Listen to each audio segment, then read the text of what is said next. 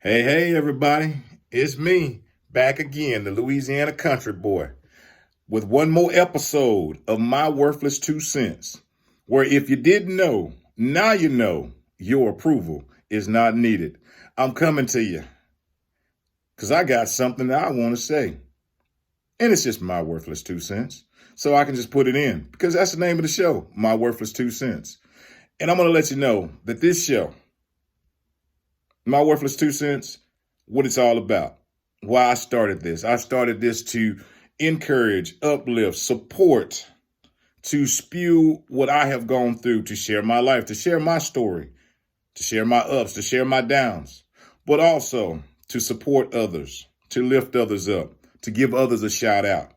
People who are doing things, trying to come up in the world. So I'll say that to say this, that, I will be more than happy at any time to shout out to anyone, to let you know, hey, keep on doing what you're doing. Keep on doing it. And that's my worthless 2 cents. So before I get started into my rattling tonight, I want to shout out to a good friend of mine, my sister, up in Oklahoma City, OKC, SMK. Yes.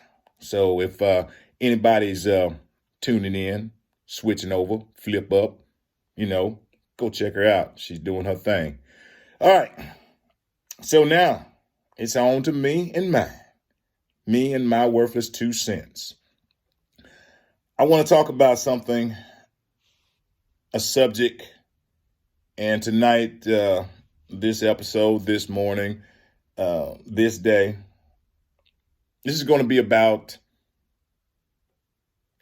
breaking the code of silence.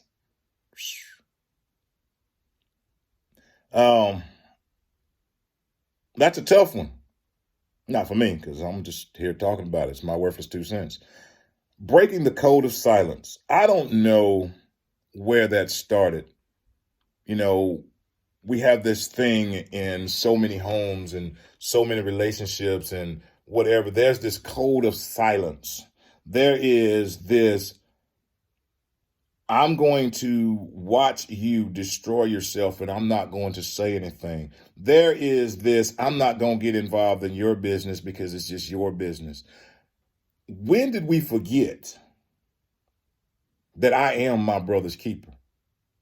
When did we forget that part? When did we somehow choose not to speak up when there's wrong? Unless it gets really, really big. We will sit and we will watch our friends, our family. We will watch people destroy themselves, destroy others, and pass right on by because we say has nothing to do with us. Well, guess what? Maybe indirectly it has nothing to do with you. But it comes back around. See, for one to sit and hold the code of silence, you're just as guilty. You are just as bad as that person. Or actually, you're even worse because sometimes people can be doing some things and hoping that somebody can give them some insight, some knowledge, spew something to them that may help them or give them a different opinion. That's why I'm here. That's my worthless 2 cents, to give you a different view, whether you take it or not, because your approval is not needed. But people don't want to do that. They would rather sit back. Wow. People would rather sit back and watch you struggle. Sit back and watch you hurt. Sometimes I think it's almost like an ego thing because it's almost like they have, I've seen it, and I'm not sure it's true. It's just my worthless 2 cents. It's almost like they want to swoop in at the end like they were there the whole while to pick you up so you can pat them on the back. See, that's where we miss it. That's where we miss this thing. See, the only person that will swoop in and pick you up is the man upstairs. That's the one. But these things, this crazy code of silence, this let's keep it in the house. Let's keep it between us. No say nothing. That is foolishness. That is straight foolishness. Do we not realize that all we're doing is passing it on and on, generation after generation after generation of this foolishness? Speaking for myself, can't speak for nobody else. Learning to break the code, learning to step outside. And sometimes maybe it's because of that. Well, if I say something, then maybe, they ain't gonna talk to me no more. Who cares? Right is right, wrong is wrong. Yeah, what was that? Well, that's just how they are. No, that's just how you are. It means you're condoning the actions. No, you're not pulling the trigger, but you bought the gun and the bullets and took them to target practice. Nope, you didn't pull the trigger. Go figure. Accountability, responsibility, my brother and my sister's keeper. That's what we are. And when we can do that, see, understanding that they call it karma. What goes around comes around. What we put out, each individual, what you put out, what you plant, that's what you're going to eat. And some say, no, guess what?